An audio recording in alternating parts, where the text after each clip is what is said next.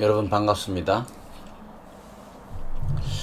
자, 공부하시느라고 힘드시죠?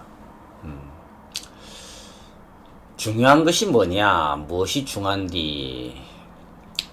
자, 여러분 인생이 중요합니다. 중요한 것이 무엇이냐? 여러분은 여러분의 인생의 설계자라는 거죠. 우리 인간은 주체적이다. 우리는 단순히 세상에 반응하는 것이 아니라 세상을 설계한다, 구성한다, 개척한다. 자, 그런 생각을 하고 살고 계십니까? 자, 중요한 키워드를 놓치지 말아야 되겠다. 자, 우리가 우리 자신, 인간을 이해하는 데 있어서 중요한 키워드. 자, 감정이 중요한 시대가 도래되었습니다. 그렇죠? 전에는 이제 이성의 시대는 가고 감성의 시대가 왔다. 그냥 트렌드가 아닙니다. 그죠? 판이 바뀌는 거예요. 패러다임이 바뀌는 거예요. 그럼 여러분이 당연히 질문을 해야죠. 감정이 무엇인가? 기존의 감정에 대한 고전적인 견해가 있습니다. 그죠? 타고난 것이다. 우리의 용어로 말하면 built in, 내장된 것이다. 그래서 우리는 그것에 반응한다. 그랬는데 왜 우리가 공부를 합니까? 이제 새로운 지식이 나타나고 판이 바뀌고 그것을 우리가 알아야 우리가 또 앞으로 새롭게 구성된 여러분이 개척된 사회 속에서 살 수 있는 거 아닙니까? 그래서 이제 이 리사 펠트만 바렛이라고 하는 여성 과학자가 새로운 이론을 제기합니다. 감정은 어떻게 만들어지는가? 그래서 빌트인, 내장된 시스템이 아니다. 순간적으로 우리가 그것을 조합해내는 것이다. 그래서 기본적인 구성 재료는 주어지겠지요. 재료는. 그런 게 이제 우리는 센세이션이다. 감각이다. 라고 하는 겁니다. 느낌이라고 하는 거죠. 외부 자극들이죠. 근데 우리 인간은 우리 뇌를 가지고 과거의 경험을 가지고 예측한다는 겁니다. 짐작한답니다. 미루어 짐작한다. 예측한다. 무엇을? 우리의 행동을. 우리가 어떻게 그것에 대해서 행동할 것인가? 그걸 잘 하기 위해서 예측합니다. 미리. 구성합니다. 해석합니다. 그러니까 우리는 이제 전두엽이라고 하는 발달된 신피질, 신경세포들의 연합, 조직, 이놈을 이용해 가지고 항상 남한테 어떻게 해야 내가 잘 보일 수 있을까 생각합니다. 사회성이 기본이니까요. 사회적이지 않으면 이런 감정이라고 하는 것이 나타날 이유가 없는 거예요. 자, 그런데 이 리사 펠트맨 베럿이라고 하는 이 탁월한 이제 과학자가 감정이라고 하는 것, 이모션이라고 하는 것은 우리가 구성해낸 산물이다. 우리가 해석한 산물이다. 우리가 예측하기 위해서 액션을 취하기 위해서 우리가 그러한 구실을 만들어내는 것이다. 합리화하는 것이다. 자, 이런 이론을 이야기합니다. 2017년에. 그래서 여러분들이 그 베러스의 테드 강연을 유튜브를 통해서 시청하셨습니다. 하셨죠? 17분 8분의 짤막하면서도 아주 명쾌한, 거기다가 이제 자막까지 한글로 주어져 있으니까 여러분들이 즐기셨을 겁니다. 그래서 이제 그걸 되새기면서 이제 그 책이에요. 그분의 책이에요. 아주 재밌습니다. 예. 뭐 한 학기 내내 할 수도 있는 책이겠죠. 그래서 이 책의 중요한 요점을 제가 20쪽에 걸쳐서 지금 요약을 했습니다. 그래서 이제 우선 강연을 들었고, 여러분들도 스스로 감정이 뭔가, 여러분이 여러분 감정의 책임자 아니겠습니까? 그죠? 여러분이 여러분 감정에 대해서 책임을 지셔야죠. 여러분의 감정을 토대로 행위를 하지 않았습니까? 뭐 화를 냈거나 어떤 액션을 취하셨을 때 그게 오롯이 자기 책임입니다. 그렇죠? 그래서 여러분들이 감정이 무엇인가에 대해서 좀 더 진지하게 학문적으로 파악하실 필요가 있죠. 그게 여러분을 이해하는 길입니다. 인간을 이해하는 길입니다. 그죠? 결국 모든 공부는 내 공부다. 나의 내면을 찾아가는 것이다. 자, 그런 걸 자각하시면서 이 책을 읽어보도록 하겠습니다. 이 책에 제가 안 적었지만 우선은 역자의 그 후기를 한번 볼까요? 그게 굉장히 더 집약적으로 책에 대한 이야기를 하는 거니까. 옴기니의 말, 그걸 한번 봅시다. 역자는 최호영이라고 하는 분입니다.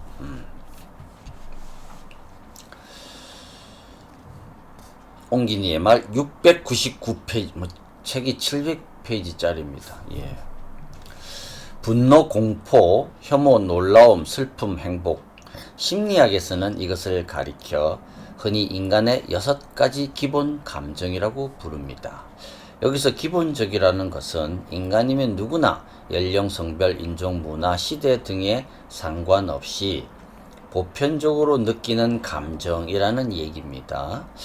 오랜 진화 과정을 통해 형성된 이런 기본 감정은 표정이나 목소리 등을 통해 자연스럽게 표현되며, 우리는 다른 사람의 이런 감정 표현을 별다른 학습 없이도 어렵지 않게 지각합니다. 나아가 인간의 뇌에는 이런 각각의 감정을 전담하는 감정 회로가, 이른바 예를 들면 분노, 공포 회로 같은 것들이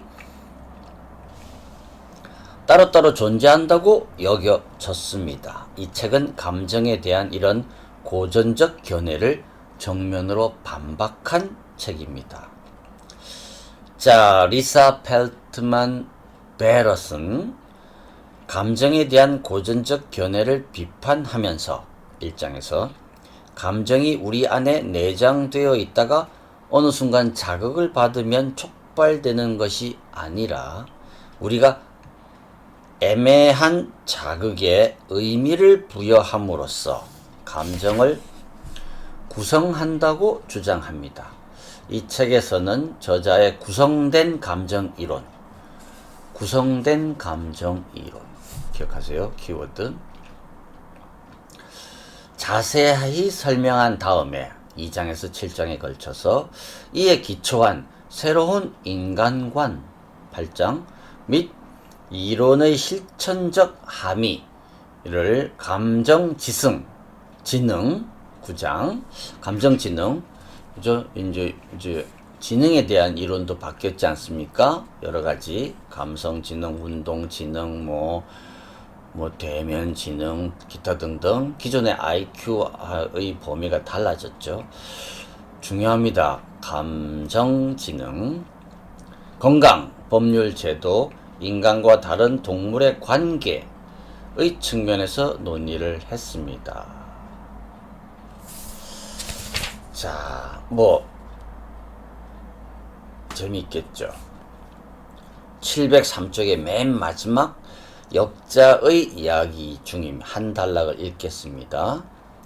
전체적으로 이 책이 우리에게 던지는 메시지는 우리가 우리 자신의 설계자라는 겁니다. 당신에게는 마치 감정의 강물이 당신을 덮치는 것처럼 느껴질지 모르나 실제로는 당신이 이 강의 원천이다. 문학적 표현이네요. 감정은 우리가 만들어낸다. 당신은 세계의 사태에 그저 반응하도록 배선된 수동적 동물이 아니다. 당신은 당신의 경험과 지각을 여러분의 생각보다 훨씬 더 크게 좌우한다. 당신은 예측하고 구성하며 행동한다. 당신은 예측하고 구성하며 행동한다. 당신은 당신 경험의 설계자다. 영어로는 설계자다 이걸 뭐라고 할 것 같아요. 그 테드 강연을 들어보니까 아키텍트라고 합니다. 그죠? 건축가. 그걸 이제 설계자로.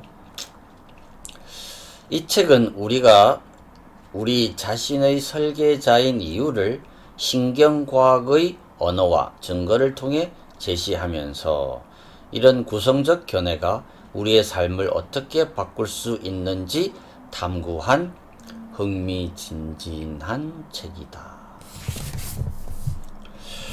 저도 정말 이 책을 단숨에 읽었습니다. 너무너무 재밌어가지고. 지금 제일 중요한 문제가 감정 아닙니까? 감정. 그런데 그 감정의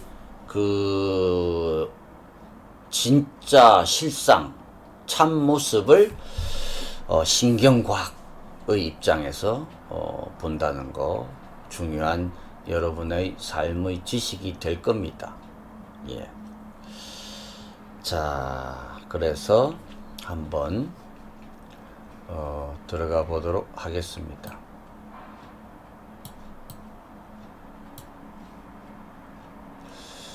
그래서 그 소개하는 거, 그런 것들은 이제 넘어가서, 본문으로 22쪽에 들어갑니다. 조금 빨리 가 보겠습니다.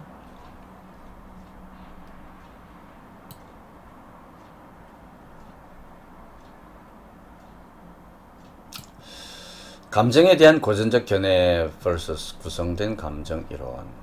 자, 감정은 실제로 무엇인가? 이 화두를 놓치지 마세요. 과학자들의 고전적 견해를 한쪽으로 제쳐놓고 그냥 데이터만 살펴보면 감정에 대해 근본적으로 다른 설명을 떠올리게 됩니다. 한마디로 말해 우리의 감정은 내장된 것이 아니라 더 기초적인 부분들을 바탕으로 구성된 것이다. 감정은 보편적인 것이 아니라 문화에 따라 다르다. 감정은 촉발되는 것이 아니다. 다시 말해 우리가 감정을 만들어낸다.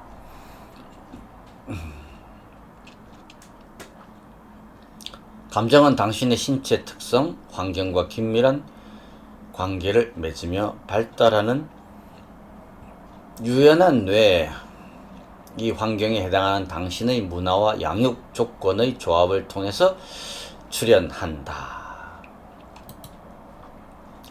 그래서 딱 이제 선언을 하고 들어갑니다.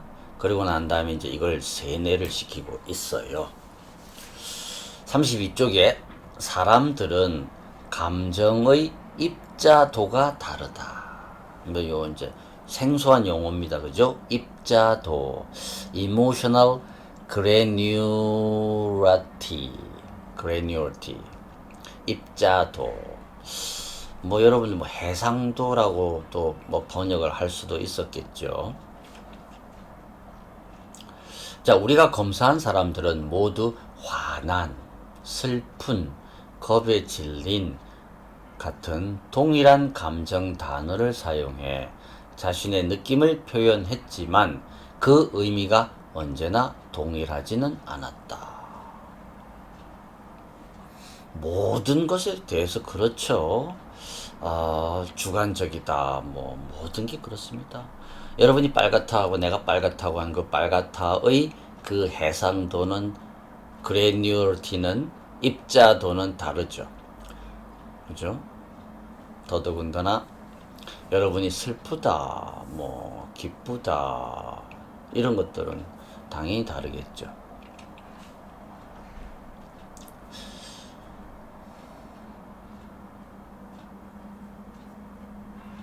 몇몇 비험자들은 이런 단어를 사용해 매우 섬세한 구별을 했습니다. 예컨대 그들은 슬픔과 공포를 질적으로 다른 것으로 경험을 했습니다. 그러나 또 다른 비험자들은 슬픈 겁에 질린 불안한 우울함과 같은 단어들을 뭉뚱그려서 기분이 더럽다는 의미로 사용을 했습니다. 그렇죠. 예, 기분이 더럽다. 뭐, 여러분 어떻게 하면, 뭐, 꿀꿀하다? 행복, 평온, 자부심 같은 유쾌한 감정의 경우에도 마찬가지였습니다. 700명 이상의 미국 비험자를 검사한 결과, 우리는 자신의 감정 경험을 구별하는 방식이 사람에 따라 천차만별이라는 사실을 발견했습니다. 자, 이제 뭔가 이야기거리가, 연구거리가 생겼다라는 겁니다. 조사를 해봤더니 공통된 어떤 것이 아니다. 다양하다. 편차가 있다. 많은 사람들이 각자 다르게 분류를 하고 있다. 그럼 이걸 어떻게 설명할까?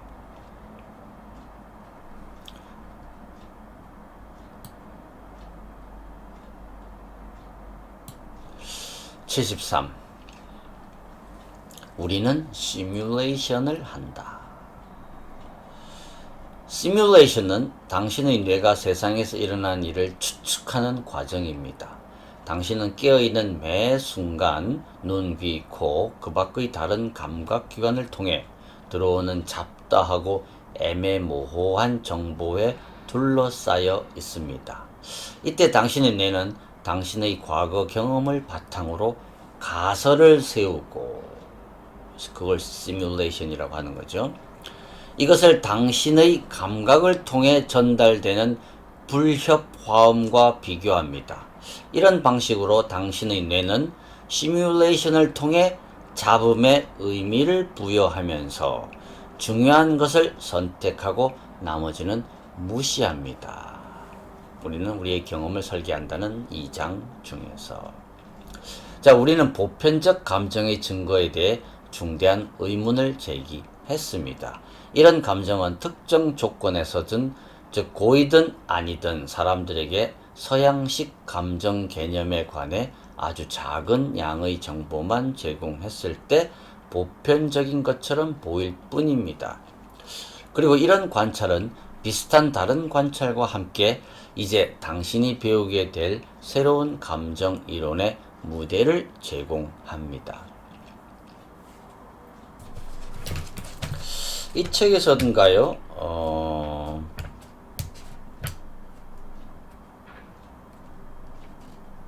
다른 책이구나. 그 세레나 윌리엄스라고 하는 테니스 스타가 있죠. 윌리엄스 자매 동생인데, 얼마 전에 애도 놓고 그랬지만 세계 랭킹 뭐 1위를 여러 번 하지 않았습니까? 그래서 그 사진을 찍었어요. 그래서 탁 그 클로즈업 시킨 얼굴 사진을 찍었어. 그래서 사람들은 이제 이 사진이 이 사람의 상태가 어떤가 게싱 추측해봐라. 그러니까 막 이거 페인이다, 뭐 고통이다, 뭐 와 굉장히 두렵다, 뭐 가지가지였어요. 본인은 뭐였어요? 위닝 샷을 하고 그랜드 슬램에서 이제 우승을 차지해가지고 상금을 타는 그 순간 그 순간이었어. 그러니까 자기는 뭐야? 그 세레나 윌리엄스 입장에서는 쾌락의 순간이 있죠. 정상의 단계. 아, 모든 것이 이루어졌다. I made it. 이런 아주 그냥 죽어도 좋아. 뭐 이런 상태였어요. 그런데 그걸 보고 와, 이거 고통이다. 뭐 페인이다. 뭐 그러니까 그게 뭐 말로 설명이 안 되는 거지 않습니까? 다르다는 거죠. 그래서 사람들은 우리는 이제 우리는 보편적으로 다 똑같다. 슬픈 것 뭐 이런 것들이 다 똑같은 어떤 감정의 표현 양식이다라고 다윈도 아마 그렇게 주장을 했던 것 같은데 그렇지 않다는 이야기입니다. 자, 그런 거 재밌어요. 여러분들도 이제 여러분을 상대로 이제 여러분들이 감정을 이제 분류하고 그걸 어떻게 느끼고 그거에서 입자도 이런 것들 한번 제 조사를 해보면 뭐 또 재미있는 유의미한 뭔가가 나올 것 같기도 합니다. 자, 부경대학교에는 이제 심리학과라든지 뭐 사회학과라든지 뭐 이런 게 없어가지고 이제 그런 여러분들 대상으로 학생생활연구소라든지 이런 데서 학문적인 연구를 할 수 있는 여러분들을 이제 데이터로 피음자로 삼아서 많은 실험들이 진행되고 그것이 발표되고 그렇게 함으로써 이제 학교의 인지도가 올라가고 이제 뭐 여러분들이 아, 내가 유니버시티에 있구나, 대학에 있구나, 종합병원에 있구나 그런 느낌을 받아야 내가 건강과 안전과 행복과 뭐 이런 게 보장이 되는 건데 뭐 참으로 아쉽습니다. 예. 어떡하겠어요. 뭐 여러분들이 악조건 속에서 남아 공부를 하셔야지. 본인이 이런 강좌를 통해서 자극을 받고 여러분들이 공부를 하셔야지. 자, 우리는 시뮬레이션을 한다. 단순한 쾌감과 불쾌감은 내수형이라고 불리는 당신 내부의 지속적인 과정에서 비롯합니다. 쾌감, 불쾌감. 내수용은 interoception, 내적인 어떤 느낌 수용은 당신 내부의 기관과 조직, 혈액 속 호르몬, 면역체계 등에서 발생하는 모든 감각에 대한 당신 뇌의 표상이다. 이제는 표상이라고 하는 단어가 좀 익숙해지셨습니까? representation이라고 하는 거. 바깥에 나무가 있다. 내 머릿속에도 나무가 있습니다. 이것은 바깥에 나무는 프리젠트 되어 있는 거고 이 안에는 리프리젠트 되어 있는 거죠. 그것이 똑같은 게 아니라 상응한다, 대응한다 는 겁니다. 그래서 뭐든지 외부 세계에 대한 것이 내부 세계 여러분 뇌에 표상이 있습니다. 그죠? 사물뿐만 아니라 어떤 개념, 구성, 뭐든지 언어, 당연히 이 안에 언어의 내적 표상이 있죠. 감정도 마찬가지라는 얘기입니다. 표상이다. 바로 이 순간 당신의 몸 안에서 무슨 일이 일어나고 있는지를 생각해 보라. 당신의 내부는 계속 움직이고 있습니다. 그렇죠? 혈액이 돌고 있고 심장에서 보내는 혈액은 정맥과 동맥을 힘차게 흘러가고 있습니다. 허파 계속 공기로 채워졌다 비워졌다 합니다. 위 음식이 소화되는 중이겠죠. 이런 내수용성 활동을 통해 쾌감과 불쾌감, 평온함과 예민함, 그리고 완전히 중립적인 느낌 같은 기본 느낌들이 산출이 됩니다. 이제 내가 공부하셨으니까 이제 뭐 아셔야죠. 열 번째, cranial nerve, 뇌신경. 이건 이제 뭡니까?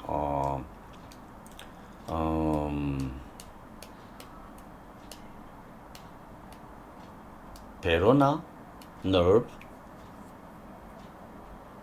네. 이제 여러분 모든 감각기관에서 신경들이 이제 척수를 통해 가지고 브레인스템으로 해서 여러분들에게 전달이 되죠. 시상을 통해서. 그래서 여러분들이 이제 얘네들을 무의식적으로 항상 체크, 리체크, 더블 체크, 크로스 체크를 하고 있습니다. 그래서 그런 것들에 대해서 이제 레이블링, 이름을 붙이는 거죠. 평온, 안정, 행복, 불쾌, 뭐 등등. 뭐 그건 이제 이 전두엽에서 하겠죠. 자, 개념.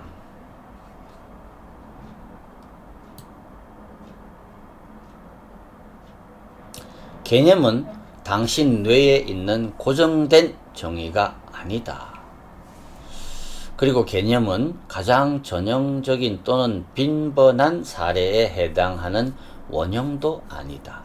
그 대신에 당신의 뇌는 차, 점들의 패턴, 슬픔, 기타 등에 대한 많은 사례를 가지고 있다가 특정 상황에서 당신의 목표에 맞게 순식간에 사례들 사이의 유사성을 내세운다. 예컨대 운송수단에 대한 당신의 평소 목표는 이것을 운송에 이용하는 것이며, 따라서 어떤 물체가 당신의 목표를 충족하면 그것은 자동차든 헬리콥터든 아니면 합판에 바퀴 4개를 달아놓은 것이든 모두 운송수단인 셈이다.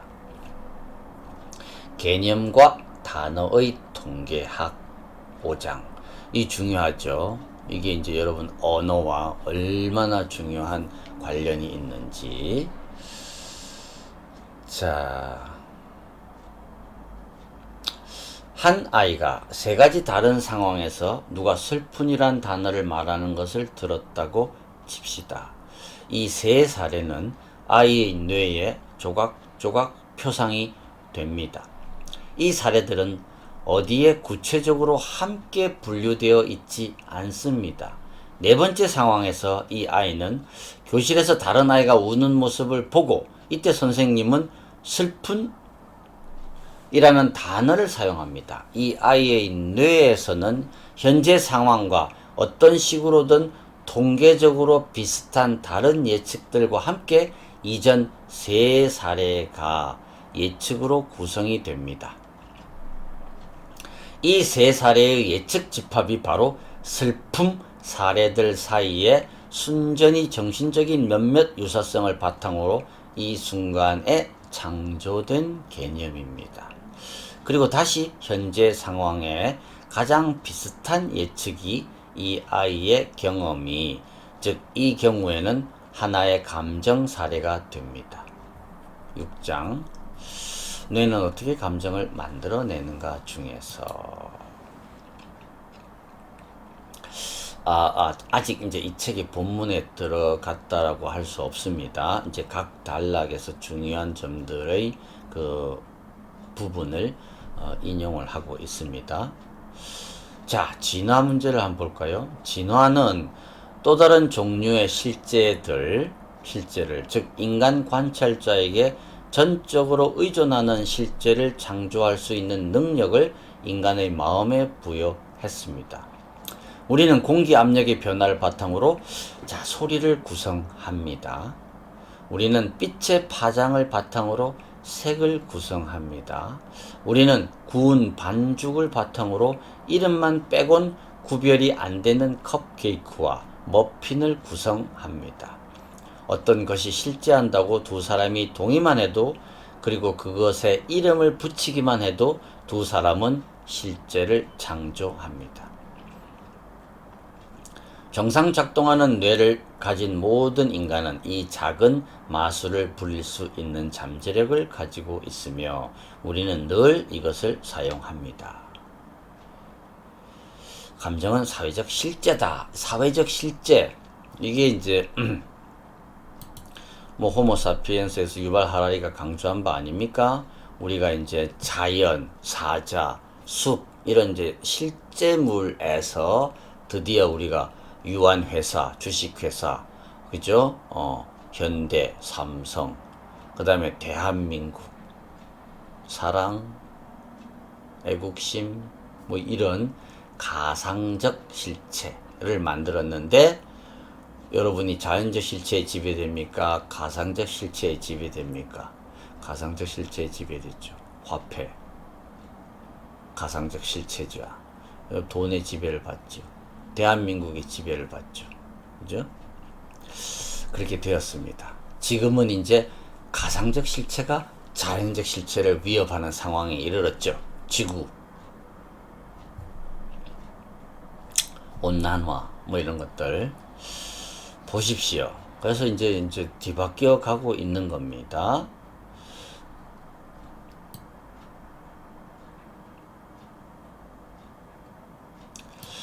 감성지능은 개념의 관점에서 더 잘 규정될 수 있습니다.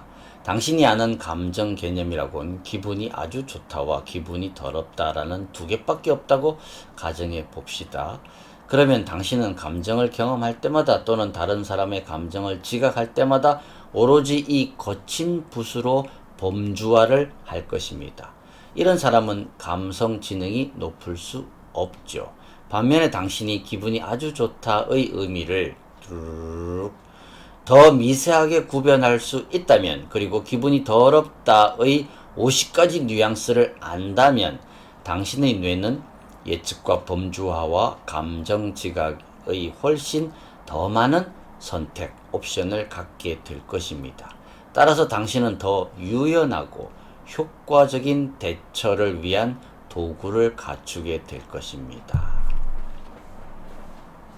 그죠? 뭐 이제 일단은 그 입자도가 세분화시킬 필요가 있겠고, 그 다음에는 이제 그것에서 한 발짝 떨어져서 지켜볼 수가 있어야 되겠죠. 아하, 이것은 실제 하는 것이 아닐 수 있다. 나의 해석이다. 관찰자 시점이다. 디태치드 된다. 거리를 둔다. 그죠? 생경하게 느낀다.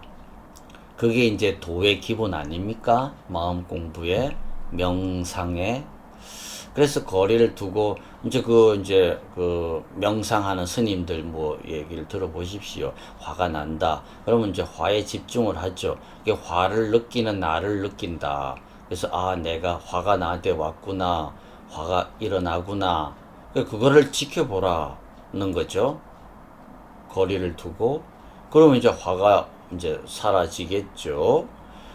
화가 나가는구나 하면서. 자, 그래서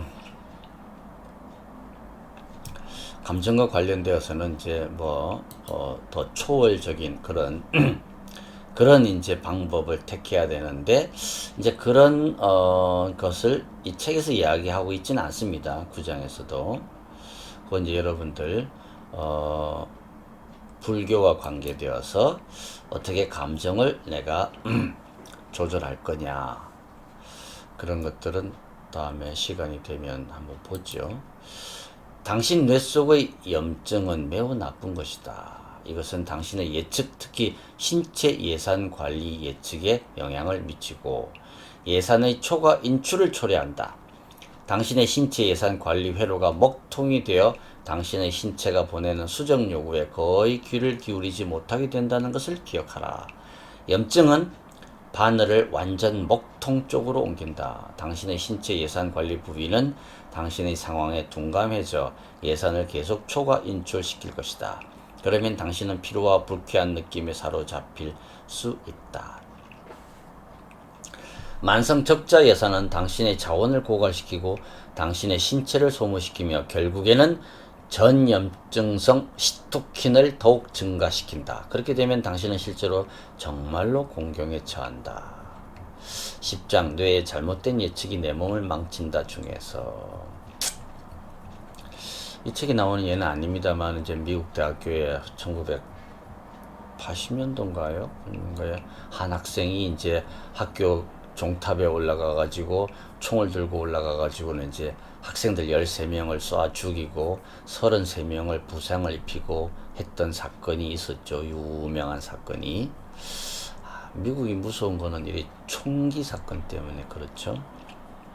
이게 멀쩡한 학생이 갑자기 돌아가지고 그렇게 했는데 그 유서를 보니까 뭐라고 되어 있습니까? 아무래도 내가 요즘 이상해진 것 같다. 그러니까 내가 무슨 일을 할지 모르겠다. 그러니까 사후에 나의 몸을 나의 그 부검을 해서 뭔가 잘못된 걸 찾아달라라고 하는 이제 유서를 남기고 그런 엄청난 짓을 저질렀죠.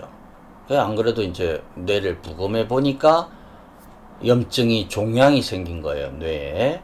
어디냐 그러니까 이제 아몬드라고 편도체 옆에 종양이 생겨가지고 이놈이 편도체를 눌렀던 거야. 그러니까 이제 편도체가 뭡니까?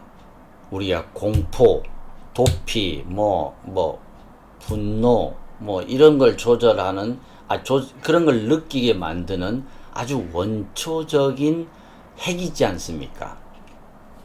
그죠? 거기서 이제 스트레스 호르몬을 팍 방출하는 곳이지 않습니까?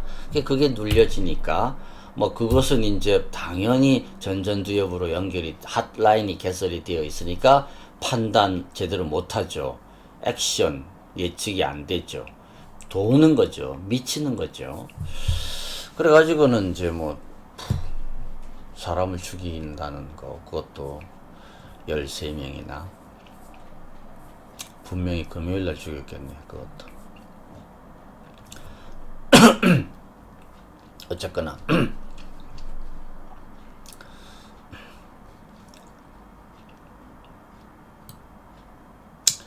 미국의 법률 제도는 감정이 이른바 동물적 본성의 일부이며 이성적 사고로 통제하지 않으면 어리석은 행동과 폭력적 행동도 유발된다는 것을 전제하고 있습니다. 여러 세기 전 법률가들은 사람들이 열받은 때는 아직 냉정을 되찾지 못해 분노가 저절로 폭발하기 때문에 살인을 저지르기도 한다고 결론을 내렸습니다. 분노는 끌어올라 폭발하고 그 길에 파괴 자국을 남깁니다. 분노했을 때는 자신의 행동을 법에 일치시킬 수 없기 때문에 행동에 대한 책임이 일부 경감됩니다. 이런 논거를 흥분 상태의 항변이라고 합니다. 자, 법과 만나는 지점이 있습니다. 안 그렇습니까? 그 사건뿐만 아니라 노르웨이였죠? 그 섬에 청소년 캠프에 가가지고 이제 총 들고 가가지고 한 80명 죽였습니다. 섬을 폐쇄시키고, 그래서 이제 생존자 아이들은 이제 그 트라우마에 좀 아주 그냥 미래의 그 사회 전 세계에. 근데 아마 그게 네오나치 이런 아주 그냥 그랬죠. 그 친구도 사설 아니 체포돼 가지고 법정에 갔어요. 그랬는데 이제 처음에는 정신병으로 그냥 무죄 이렇게 되는 거 아닙니까? 그런데 이제 정신병이라고 하는 게 이제 뇌에 문제가 생긴 거 아니겠어요? 그런데 이제 그게 아니고 다시 이제 그 정신 감정을 해가지고 성격 이상. 성격 이상은 정신병하고 경계선상에 있겠지만 아니죠. 그래서 아마 성격 이상 장애자로서 이제 재판을 받고 아마 무기징역을 받았던 걸로 기억을 합니다. 자, 우리나라는 이제 이 부분이 아직 제가 볼 땐 덜 발달되어 있다고 생각합니다.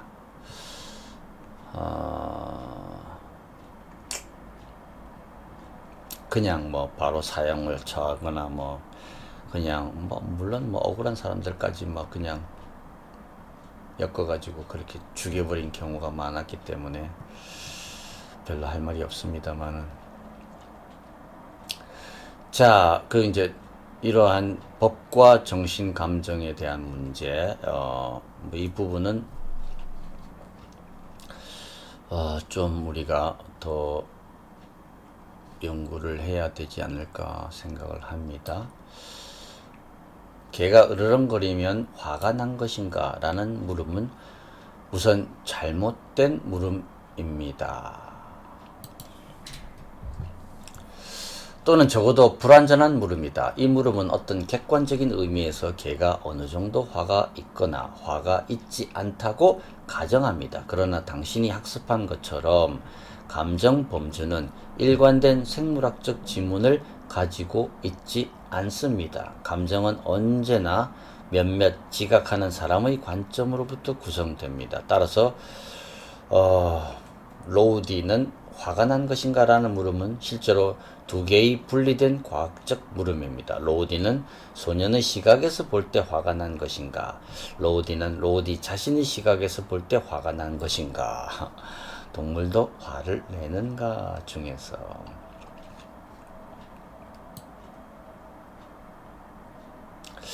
그래서 여러분들은 이제 상대편의 그 얼굴을 읽으려고 노력하지 않습니까? 얼굴에 나타난 감정, 특히나 이제 연인의, 사랑하는 사람의 친척들, 엄마, 아빠, 그래서 뭐 얼굴이 뭐 어떻다, 뭐 지금 슬프다, 화가 났다, 뭐 그 지금 이제 대화를 할 시점이 아니다, 뭐 여러 가지 판단을 하는데, 이제 그러한 것은 그 사람의 감정, 엄마, 아빠, 연인의 감정이라기보다는 여러분이 만든 감정이라는 거죠. 여러분이 해석한 감정이라는 거죠.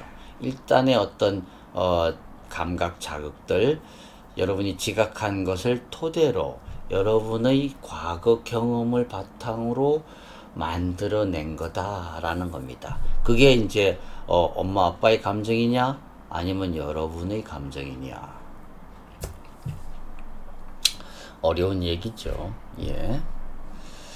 자, 과학의 중대한 패러다임 전환이 대부분 그렇듯이 이 과학혁명에도 우리의 건강과 법률과 우리가 누구인지를 근본적으로 뒤바꿀 잠재력이 담겨 있습니다. 이것은 새로운 실제를 만들어내는 잠재력입니다. 이 책을 통해 당신이 당신 경험의 그리고 주위 사람들의 경험의 아키텍트라는 사실을 깨달았다면 우리는 함께 이 새로운 실제를 구성하고 있는 것이다. 컨스트럭티비스트의 비유입니다. 13장으로서 뇌가 창조한 마음, 뇌를 오해한 마음으로서 아마 이제 13장으로 되어 있는 700페이지짜리 책입니다. 개관을 했고요.